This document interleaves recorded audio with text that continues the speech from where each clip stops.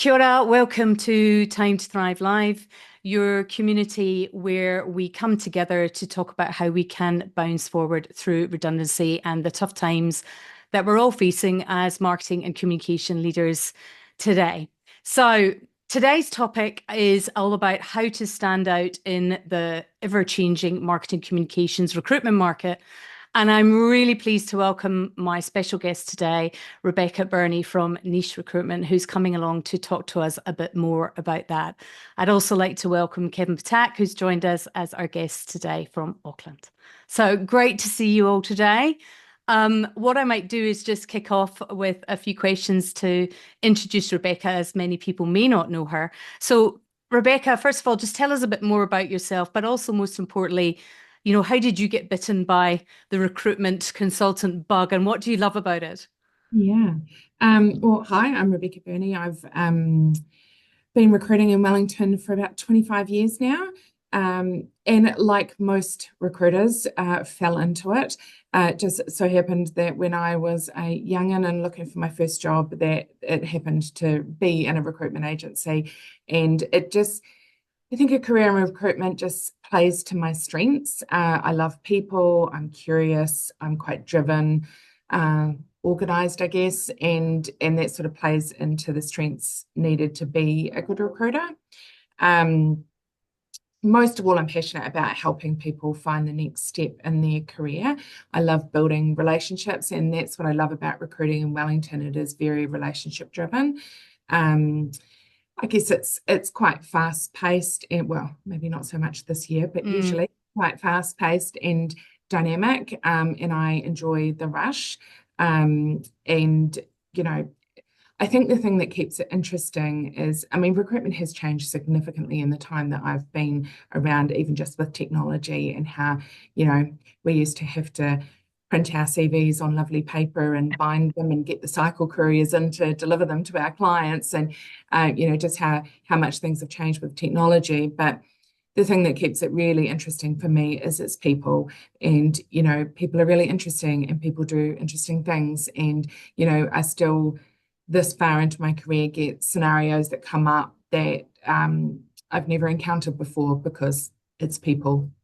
Yeah. And it is all about people. I mean, you and I have known each other. We've had a relationship for many, many years, judging by the color of my hair. But it is the power of the relationship. I agree. And knowing about the person as a person, not just a candidate. Yeah. And I think that's where you and I cross over, because we both treat people as people. I'm a coach, you're a recruitment consultant, and I think it's really important to start with the person. But today we wanted to talk about, how the market is changing, and it's been a really, really tough 6 months, I would say. The market has definitely changed in terms of it's now become a buyer's market. It's become an employer's market where the volume and quality, if you like, of candidates in the market has increased, significantly, which is making it hard for people to be seen. And I think also the rules potentially in the market have shifted as well. So I thought it'd be really useful to hear from you about what your perceptions are in terms of the shift in the market that you've seen, and what sort of tips and strategies you wanted to share with people to help them get noticed. Yeah, no, absolutely. It has been really quite a tough year for many, and for some that sort of started right back to when, election time last year. So some people have been really struggling for at least a year now. So I just want to acknowledge that it has been a really challenging year for people, and Agreed. we know how hard it's been. We've seen probably this year, as I said, I've been recruiting a long time, and this is definitely the toughest year that I've seen in my career. What we have seen is obviously there's been a large number of restructures and redundancies. Even just the normal kind of churn of people changing roles hasn't been happening in the way that it would normally in a typical market. You mean people are staying in the role for that security? Yeah. Yeah. and people that, maybe mid last year, we were having conversations about them looking for their next step, and then this happened, and then they weren't able to do that. So they've been kind of stuck in a role that potentially they were ready for a new challenge. And then, a lot of the change processes have been really, really hard on people. And so I think there's definitely a lot of people doing it really tough. Which, and that's an interesting comment. Sorry to interrupt for a sec, but that's a really interesting comment in terms of at a macro level, the progression of people in the profession has possibly been stifled by this year. And Kevin, do feel free to chip in. I'd love to hear your perspective on that, because I think that's probably very true. People are hanging on to roles for longer, whereas historically they would have moved on and gone higher, correct? What do you think, Kevin? Yeah, my experience over the last year has been that people in my network that I talk to or associated with are clinging on. Some of them are ready for change, have been ready for change, but there is nowhere to change to. So in the absence of any of that, they are remaining, not I'm going to call it stasis, but taking one in the hand versus two in the bush, so to speak. Yeah, and that does have an on-flow impact in terms of how you feel about your job, because your job is very much what defines you. And if you're sort of drifting or standing still, that can also have an onward sort of negative effect. Sorry, I'm just welcoming in Paul Marini to the session. That can also have kind of like an onward effect, can't it, in terms of just how you feel about yourself, never mind the impact of a redundancy. No, definitely. And I think, I guess the comfort in that situation is that we're all sort of in this together. Agreed. It's been a tough year for most. It's not one organisation's had a massive restructure and these people are impacted. It's so widespread. It's not just government. The knock-on effect to the private sector has been massive. So, there's a lot of conversations where I think it would be much harder if people were feeling really isolated in that struggle. But I guess there is some comfort in that, the vast majority of New Zealanders have been impacted by this in some way, whether it's their role or their partner's role or their, friends or spouses or, whatever that looks like. And that's a useful point that you see about, because I think there is potentially a perception that this has been felt only in the public sector, but in fact that's not the case. It's actually pretty widespread, isn't it? Yeah. I mean, it definitely has been tougher for public servants, but I think it is being felt in the private sector as well. I know that some of the banks are restructuring and people are losing roles there. There's and particularly probably in Wellington, a lot of the private sector in Wellington exists to support government. And when there's been no government spending, a lot of those businesses will be struggling as well. Yeah, I would agree. And obviously, Kevin, you're in Auckland. What are you seeing from your perspective in Auckland? I mean, certainly people who think that Auckland, largest city, center of commerce in the country, that there's ought to be more roles and there's more here because there's more people. Yeah. My experience or observation is that there isn't, and particularly now where we are in the calendar year is that there was sort of a wee dump of roles a couple of weeks back. We're trying to advertise before Christmas, and now new listings have really tapered off. So there's now a lot less available in the market today. Yes, that would be my, just to bust a few myths, because I think there are a few myths out there that it's only public sector, it's only Wellington. And that's not to say that we aren't doing it tough here in Wellington, because we absolutely are. But I think there is actually quite a snowball effect into the private sector and generally across the country. Yeah. And I think the one thing that I'm going to ask you in a minute, Rebecca, about what tips that you'd like to share. But I think going back to your point about we are in it together, the one thing that I am observing is the generosity of the marketing communications profession. Like everyone is out there trying to help everyone else. There's no territorial behavior or trying to, keep jobs under wraps or anything like that. And I think that's a real credit to our profession and the people in it. Are you seeing that too? Absolutely, absolutely. You know, every time I'm talking to people, they're sort of, you know, and the things that I'm seeing online as well is, you know, it's so lovely to see people uplifting other people. And even when sometimes those people are, you know, potentially out of work as well. But I think, I mean, we'll probably get into this a bit later, but that network is really, really important in this market, and you do need to utilize your network. Yeah, I would agree. I think, I mean, I'm even as a coach using my networks to try and find opportunities or see opportunities for my own clients. And so I think, you know, let's move that on to, you know, tips and strategies. So let's talk about networking as a strategy first, and then we can move on to the others. Yeah, look, I think at the moment it is important to use your network. Sometimes, you know, especially for short-term or contract roles, they're often not coming to market. And if they're fixed term under 6 months, they don't have to go to market. So a lot of that stuff is you know, being filled by word of mouth. And so if you know, I'm encouraging anybody that I'm talking to who's out of work to, you know, go back through your network and reconnect with people you've worked with before and hiring managers you've worked with before, and let them know that you're available, and just say, hey, look, you know, if you hear of anything that comes up, please think of me if, you know, if you need somebody with this sort of skill set. Yeah, I just think in this market, it's more important than it's ever been. Yeah, I mean that old adage of it's not what you know, it's who you know, is probably really, really true right now in terms of opportunities are often created over coffee.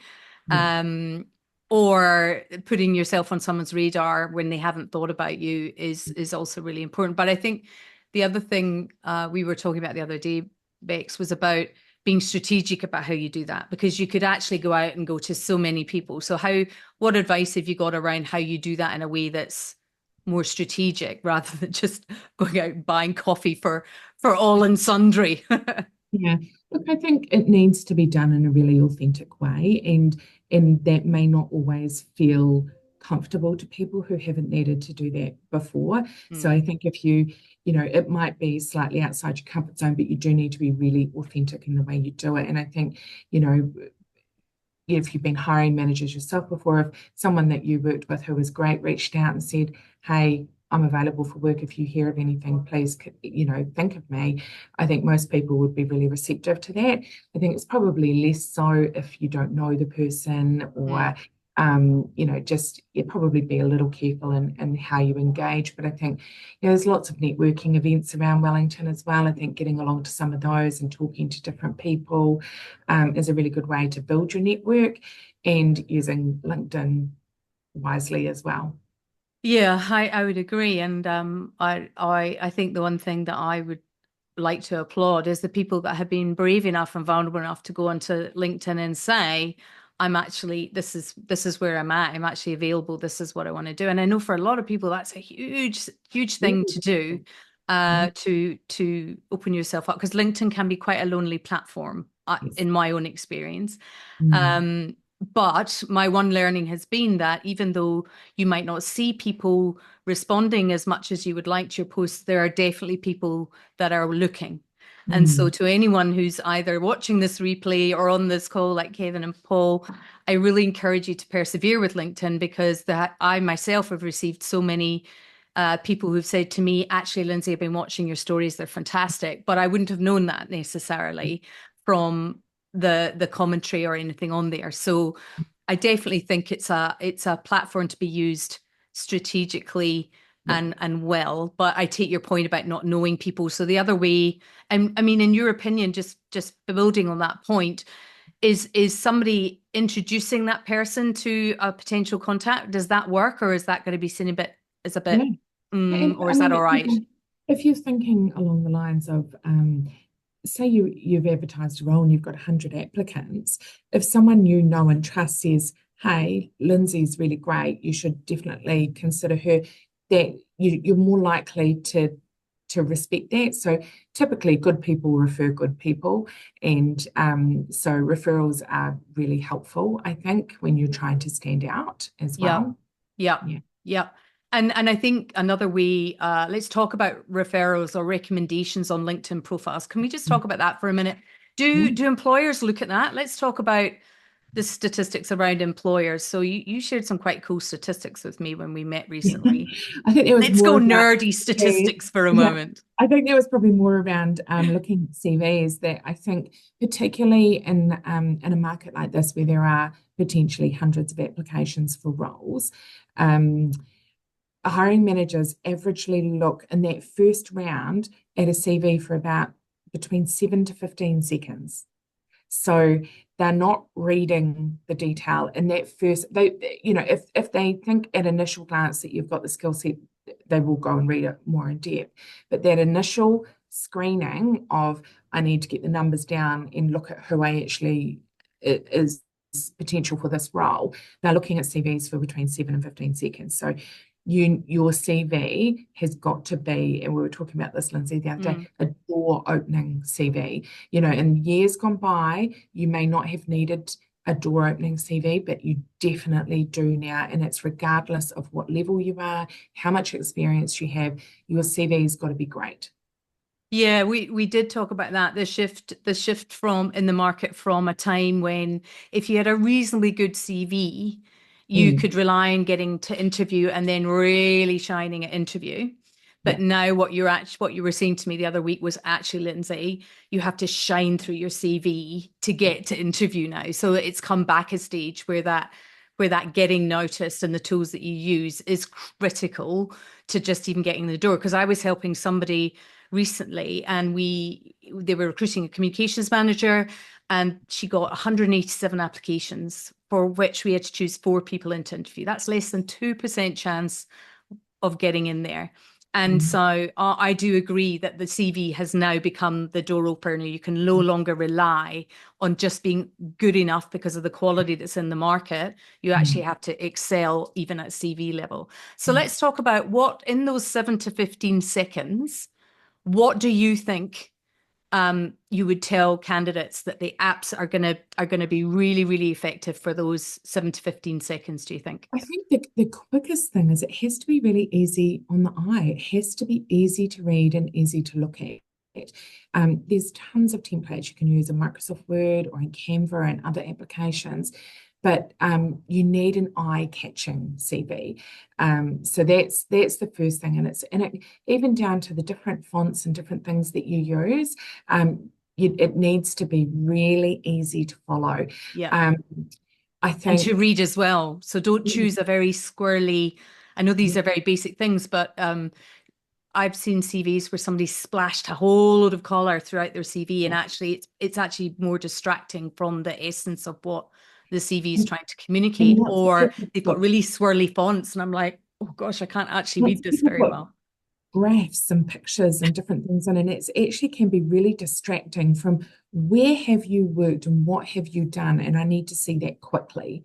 So so scannability and readability are really critical, right? And that scannability is where I always say to people, and again, this is just my personal opinion around CVs, but I see a lot of them. And I find it really hard when people's CVs are just paragraph after paragraph of really dense text to actually see what they've done really quickly. So in that first scan, you want it to be bullet points and you want it to jump off the page around the really important stuff that you've done.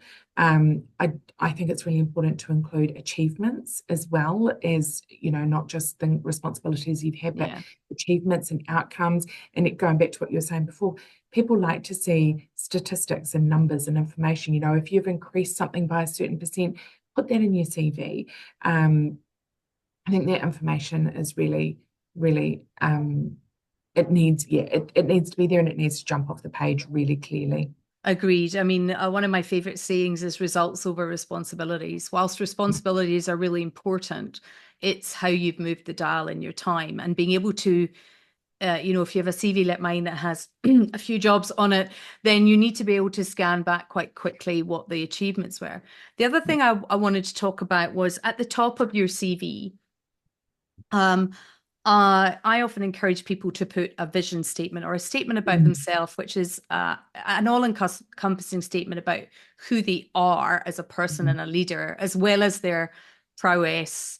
It's their passion and their what the thoughts around people leadership, etc. I just want to check that one in with you, because I feel that when I was a recruiter and I scanned, that was my first thing I looked at. It was kind of a statement that told me the kind of person I was looking at, what their cultural fit was, what their aspirations were for a leader. And therefore, immediately, I almost had a sniff test of their fit to the organization. I'd love to hear your viewpoint on that.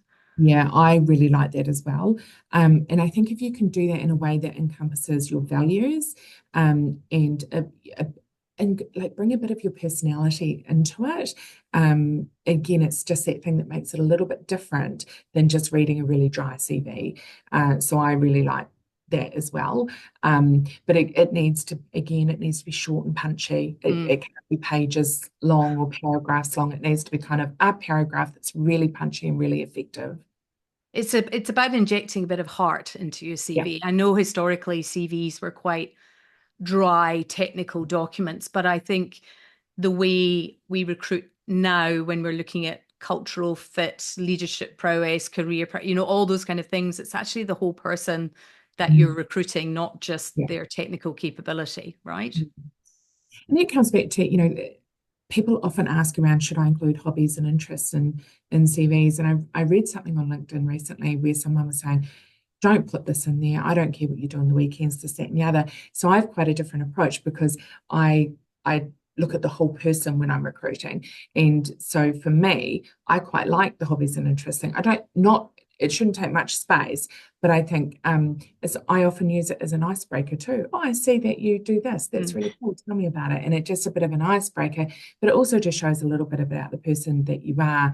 But again, you want to be careful in what you share in that space. So you've got to think about the appropriateness of what you're sharing, and interest level too. Like it might not be that interesting to people if you like reading, but yes, do you know what I mean? But if it's something just a bit different, or if you're into sailing or pottery or something that's just a bit different, that might be more interesting. Yeah, I agree. And if it's something that validates what you've said in your vision statement, I think also, so for example, if you say you're passionate about doing something for the profession, then if you do something outside of that that's for the benefit of the profession, then it sort of ties it in. It's a valid point to make that shows that you go the extra mile and you actually live up to what you're saying in your vision statement. So I agree. I don't think you need to give the whole picture around whether you like reading or go to the movies if it doesn't really kind of fit. Let's talk about the other thing that I always love talking about is how many years do you go back in your CV? That's often a talked about comment as well. Yeah. Look, I think anything more than 10 years doesn't need a lot of detail. So it's not that it's not relevant, because I think everyone's work history is relevant, but the systems you used more than 10 years ago are likely to be obsolete.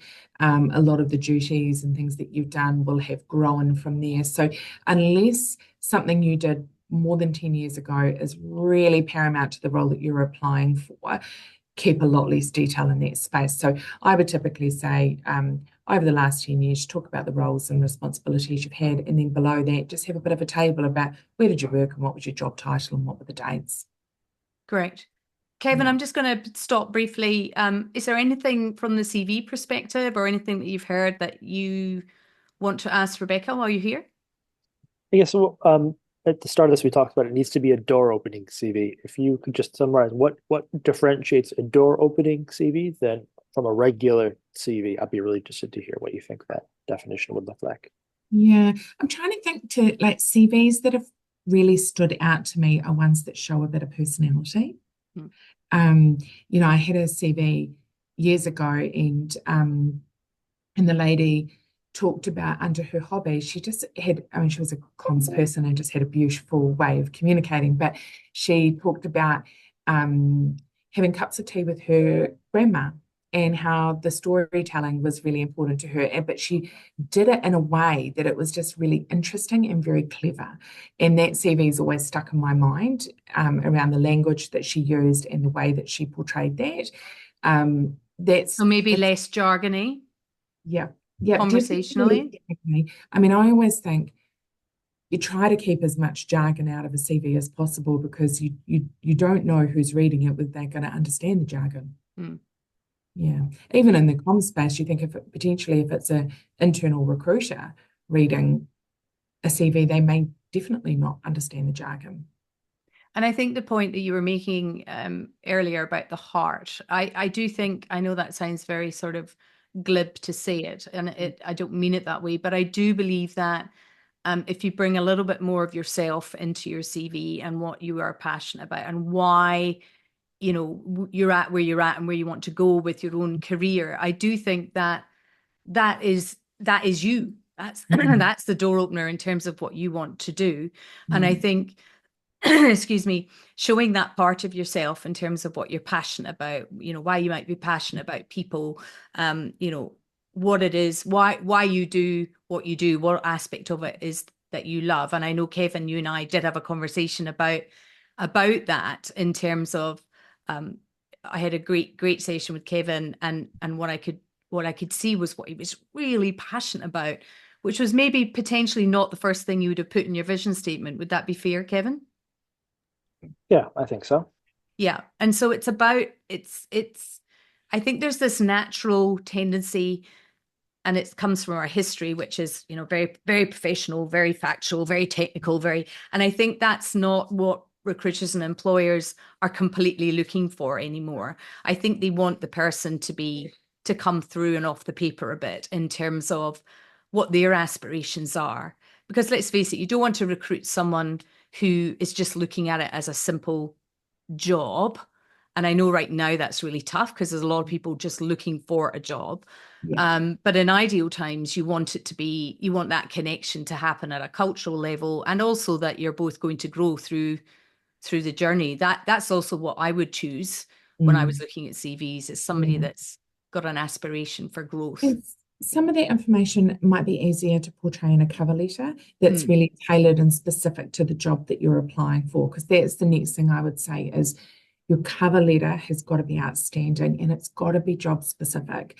There's some, you know, I see so many really generic cover letters that are just like, hi, this is what I do, this is why you should hire me. But actually, hiring managers want to see, why do you want this job? Why do you want to work for this organization? What, you know, of the key competencies we're looking for in this role, what do you bring to the table for this? And that's your chance to add a bit more detail around that specific role in your cover letter that maybe isn't in your CV. And again, that you know, if you're applying for roles and it's to do with environment, it could be your passion about the environment, it could be whatever, and that may not shine through in a CV, but your cover letter is your chance to really talk about that and emphasize that stuff. And I think that is a really important point, because we're no longer in a market where, if, you know, it's almost like, I don't want to mean it's like hygiene, but it's coming close, where you need to show why you're interested in this particular organization and in this particular role. It's no longer a case of, oh, well, I can do this role. Yeah. Yes, you need to be able to do this role, but there has to be an extra bit to you in terms of, well, I can see that your organization is planning to do this, and this is how I would like to contribute, and I could add value in these, you know, so the cover letter has kind of upped the stakes again as well in terms of the work that you need to do on it. It's no longer a case of having a cookie cutter cover letter and you just print out 100 and send them off to all the different potential job roles. You actually have to do quite a bit of work to research the employer.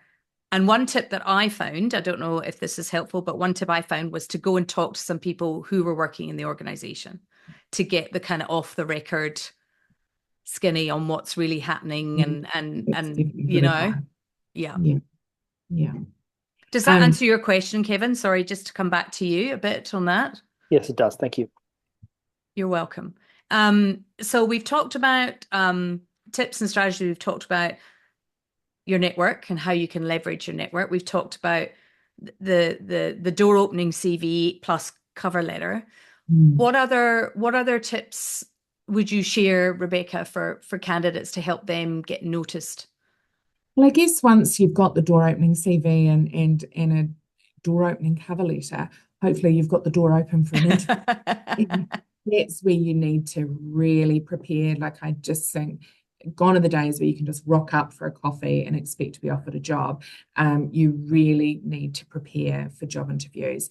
And going back, I have recently placed somebody, and it was commented through the interview process about the fact that he had actively reached out to people he knew in the organisation to ask the lay of the land, and had used the information very carefully and cleverly to in the interview process, and it really showed. And so the hiring manager really felt like they had done their research and really knew what they were getting into, and showed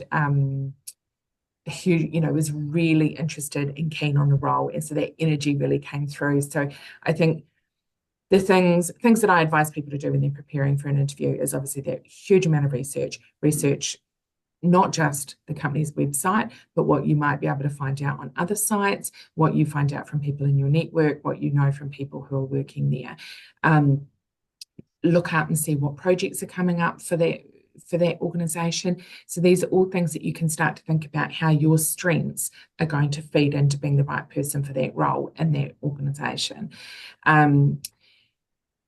When preparing for a job interview, you need to go through the job description and go through every competency that they're looking for and think about, where have I done this in my previous work life?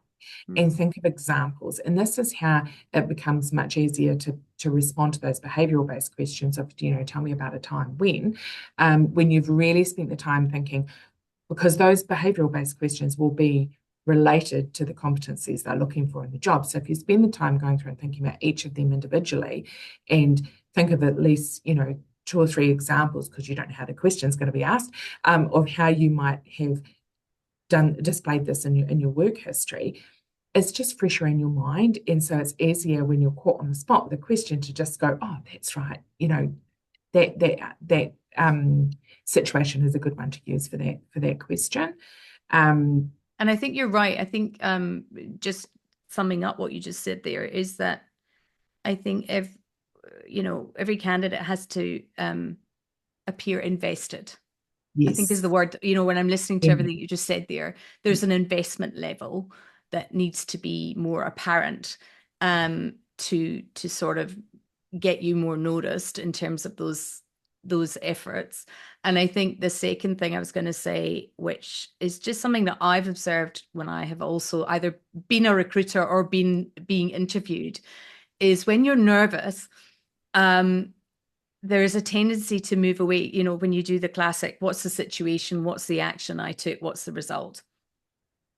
I've often found that sometimes when I'm nervous, or just the nature of the result, I tend to default to it. And we did this, and we did that, and we did the other. And in my time, I've received that feedback, which has said you need to be really specific about what you did and what you achieved. And obviously nowadays we have massive amount of cross-functional collaboration, so it's easy to kind of default into well, we as a team did this and we did that. But I think now, in terms of standing out, that specificity around this is exactly what I did and this is exactly what I got is actually really important. And I always say to people, it's okay to talk about, because that is it's when I'm prepping someone for interview, that's almost top of my list that I talk to people about. And it's okay to say, look, as a team, we were involved in this, and I was responsible for this, this, and this. You really do. You can say, as a team, we did this, and because it's sort of hard to not, when you're answering questions. Reference the team, yeah. Yeah, but it is really important to really drill down on the part that you played.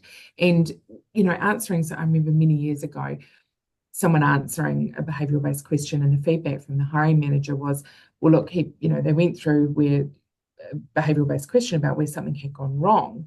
And when we asked at the end of that, great, what would you do differently next time? And the candidate said, nothing. So what the hiring manager took from that was, okay, so this thing didn't go well, and you're telling us you didn't You learn didn't. anything. You didn't learn from it or adapt from So it. it's not the fact that they were concerned about what had gone wrong, but they were concerned about the fact that he hadn't learned from it. Yeah, So, and that ability to learn is really important. And I think that going back to that idea of saying we and I think some people might go, well, I don't like saying it's all about me, and I did this and I did that. And there's a definite aspect of my observation of Kiwi culture that we don't like doing that so much, putting ourselves out there. But I think it is important in that situation, as you've rightfully said, to not only acknowledge that it's the team that have worked together, because that's really important, but to be very clear about your specific role, and not to feel like it's you're blowing your own trumpet, but just giving the interview panel that clarity so that they can follow it.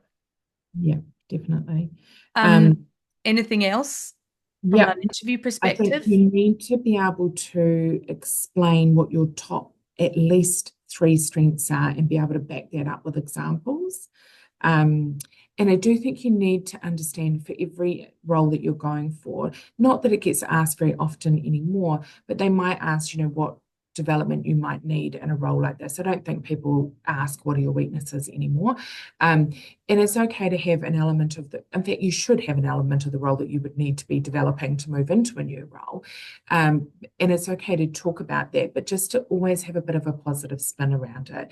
You can say, look, actually, I don't have the experience that you're looking for this, but it's actually something that I'm really, really keen to develop. And I've been doing this, and this in the background to do that. And I'm really keen to be given a shot. So long as there's a positive element to what you're saying, or actually, I can do 90% of this role, and this bit is the bit that I need to learn about. Because if you can do 100% of the role, you're probably not the right person for the role. You're probably not. Yeah, that's right. It's not going to stretch you in any way. So so it's okay. Actually, I don't have this experience.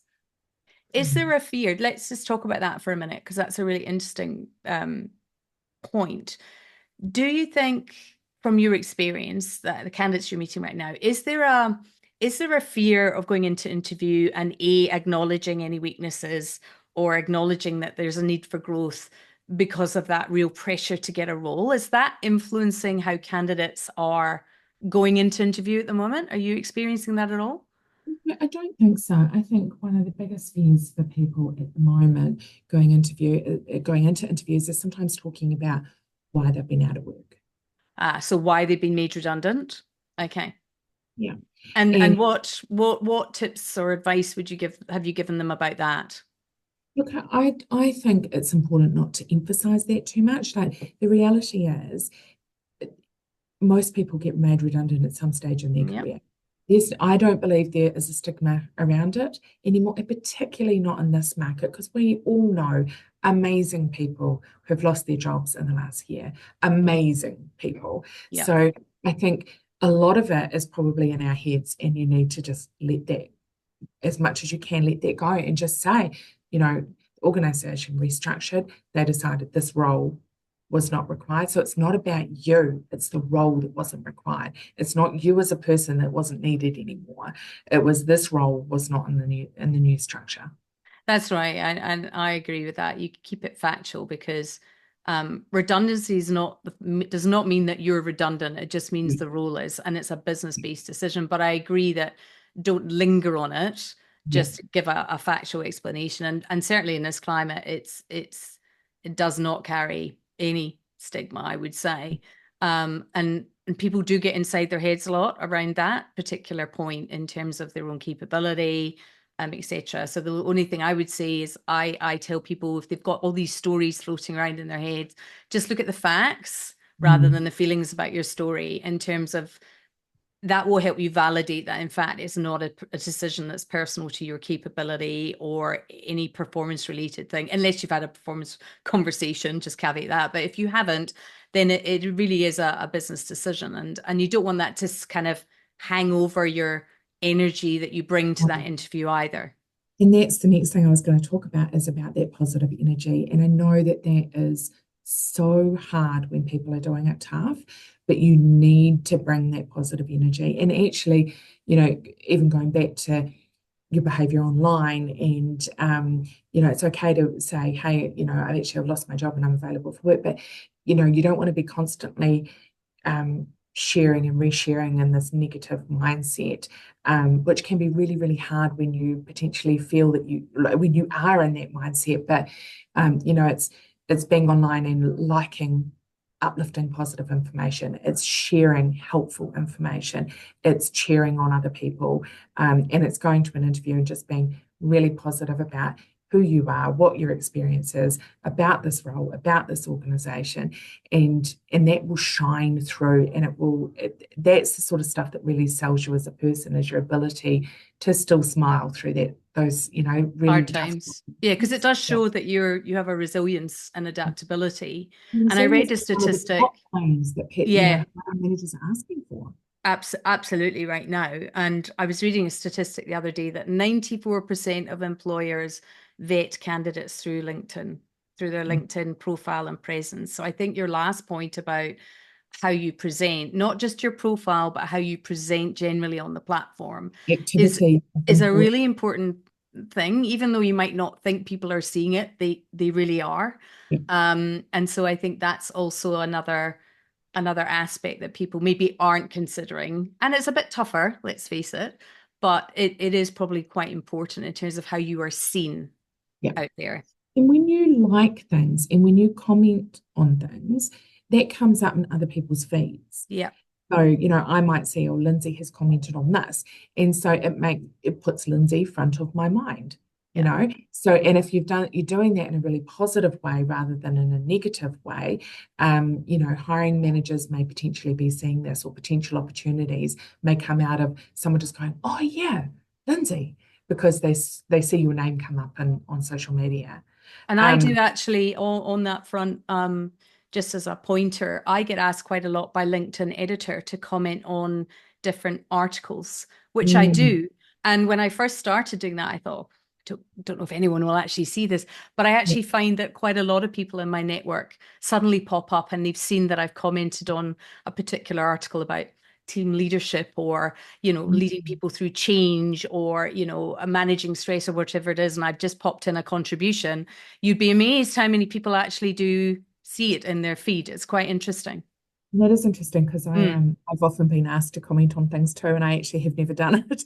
But yeah, that's interesting. Yeah, no, you do. I've started doing it in the last sort of 20 months, so consistently, and you would be amazed how many people actually do read it and see it. So it's another way of getting your profile up without it being about you specifically.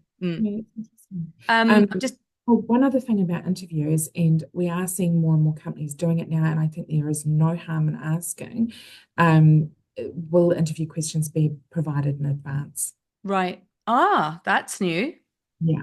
So we have seen more and more companies starting to do it. Not everybody, but I think there's actually a huge amount of I think there's a huge benefit in allowing a candidate to really go away and think about answers to questions, rather than, are we judging them on their ability to think like that and come up with a really articulate answer, or are we actually really wanting to know about, give them time to go away and think about what have I done to really display this? I mean, it's not common in many of our careers that we just have to react. Think on the spot. Yeah. You're actually usually given time to think and research and consider and give a considered response. So I would encourage people to ask if you can get the interview questions in advance. That's good. That takes some of the pressure out of the situation, because let's face it, it can be quite stressful for people, and sometimes people don't perform at their best when they get really nervous. So from a recruiting perspective, that means that you probably get the best out of the engagement. Kevin, is there anything else from your perspective that's, just as you're listening to Rebecca's, have you got any questions just before we move on? No, it's been a very useful and wide-ranging session. I'm going to have to just drop off shortly, but thanks for your insights, Rebecca, and thanks for organizing Lindsay. No, you're most welcome. And the replay I will send out afterwards, so don't worry if you have to pop off. That's not a problem. Thanks for joining us. Fantastic. Thank you. Good to have you. See you. So Rebecca, just last few questions, and thanks again so much for your time today. It's been really, really useful. What are the common pitfalls that you're seeing that you think you know that you want candidates to avoid, apart from the ones obviously that we've mentioned? Are there any big glaring hairy ones that we want to share that we want to say, please avoid this at all costs? I think the biggest one is that when people get desperate and they apply for anything and everything. And I think you still need to be careful about the roles that you're applying for. So, hiring managers don't want to hire a principal comms advisor for an entry-level comms advisor role. That is not your skill set. You're likely to come in and still be trying to operate up here because that is where your skill set is. It will probably make the rest of the team, the seniors feel threatened, all these sorts of things. So just don't apply for anything and everything. Be considered in the roles that you're applying for, because the other thing is when you're applying for anything and everything, you're going to get rejected for anything and everything. Yeah, and that has a cumulative effect. It does, and that just actually has a real effect. That constant rejection has a real impact. And so I think if you're more careful and more considered in the roles that you're applying for, you'll get less rejection, and hopefully land the right thing. And let's just talk about that for a minute, because I know in reality, I've got a number of clients right now who are, they've had to go into the job market. They've gone into fixed term contract roles, which I know is at a more junior level than what they're at. And so let's just talk about that, because that is a reality for a number of people right now. So let's just talk about what advice would we give them? Obviously, accepting the fact that a number of people have to do this right now, just purely for financial stability, particularly as we're coming into Christmas. But what would be your advice around the longer term picture on that? So look, I think it's fine if it's a fixed term contract or an hourly rate contract. I would encourage people not to take massive step backs for permanent work, because it will be very hard to kind of regain that again. But in a fixed term or an hourly rate contract, there are ways to include that in your CV that, you can say, contracting under these, doing all these sorts of different roles, and it's just one of many roles that you've done. Or, you just have an honest conversation and say, look, the market was tough. I'm a career contractor. The market was tough. I needed to still be in work, so I took a lower level role for this period, but actually this is where I typically am operating. And your CV should be able to reflect that. You don't want to stay too long working at a lower level, because then it is harder to get back up to the level that you typically work at. And I guess the same thing kind of applies to rates and salaries for fixed terms. I don't think it's a major to take a lower rate. I don't think it means you're there forever. If a candidate came to me and said, hey, look, I typically am earning $140 an hour, but I took this contract at $110 an hour because the market was terrible. But that's fine. You think where they would typically sit is where you would try to represent them for the next role. Yeah, absolutely. Roll at 110, that's where you now sit forever. And you don't actually always have to tell people that, because you don't often get asked, what is your current salary?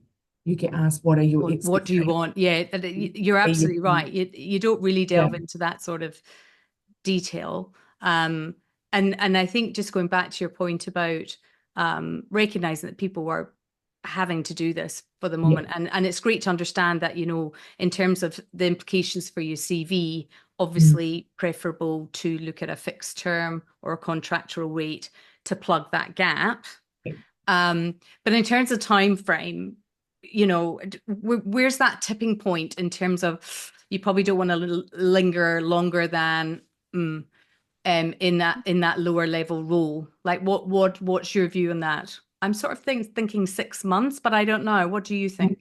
Look, I probably would tend to agree with you around the 6-month thing, but again, it's been a really, really challenging year. And what I've been saying to lots of people this year is kind of anything's explainable by the fact that we're in 2024. And I think, hats off to anyone who has been able to be flexible enough to go, actually, I need to feed my family. I'm going to do this lower level role because, I 100K is better than nothing. And even though I usually sit at 150 or whatever it is, I take my hat off to people that are doing what they need to do for their families. And I think most people would have a lot of respect for that. So I think, yes, typically I would say to you, don't do it for more than 6 months, Yeah, but I do same. think the fact that we're in this sort of market that we are, and we don't know how long that's going to go on for, that I would still encourage people to be as flexible as they can be and just be honest about, why Their they had to. situation, yeah, their situation. And I agree with you. I mean, I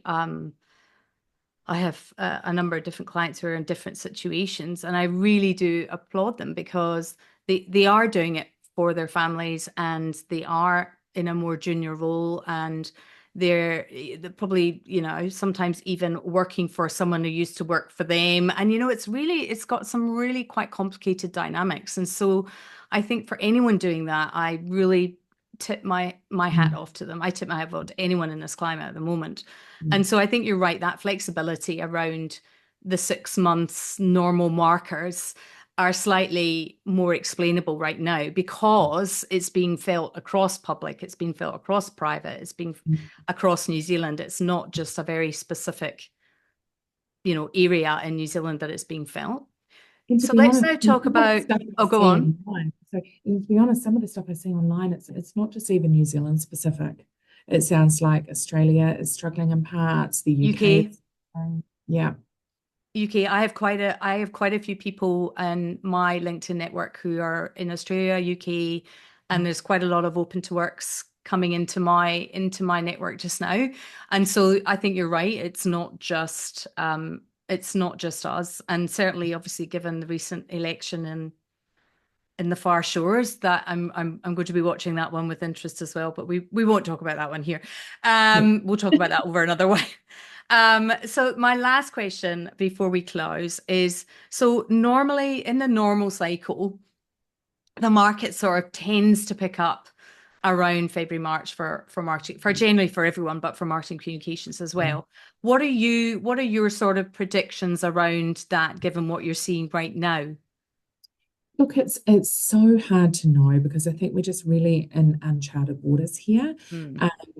What some of the things that that are kind of on my radar is there's quite a number of restructures being penciled in already for next year, which is concerning. But the flip side of that is it's delivery year for the government, and they'll be trying to get as much done as possible before they go back into campaigning.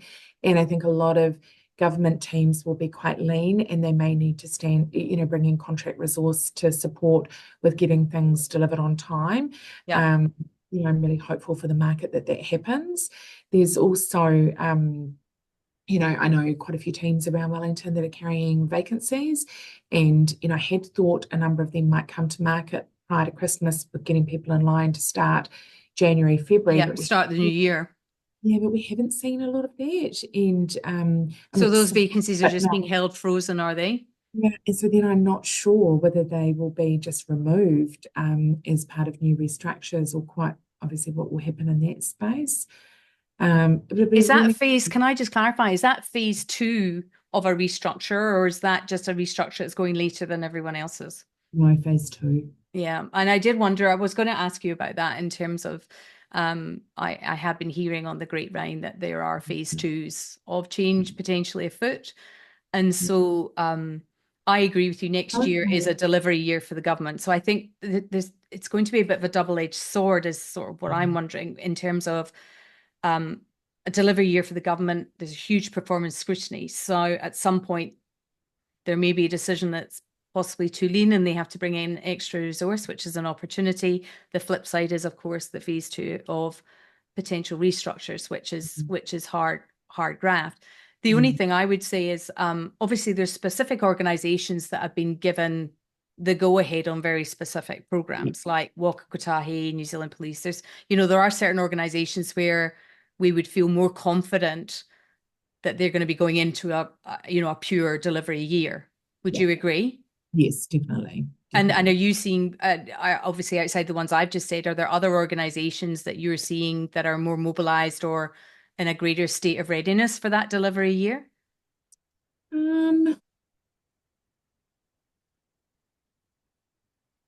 Yeah, that's quite a broad question. Just It thinking about, is, it you know, is, and I realize that. I mean, I think probably the only advice we would probably give people is just keep your eye on yeah, the press and the politics to see yes, where budgets and programs are actually being finalized, because that's another way to be strategic in your networking and where you're yeah, looking for jobs yeah, potentially to pop up, right? You follow definitely. them, dare I say it, but you follow the budget money. Yeah, yeah, absolutely, absolutely.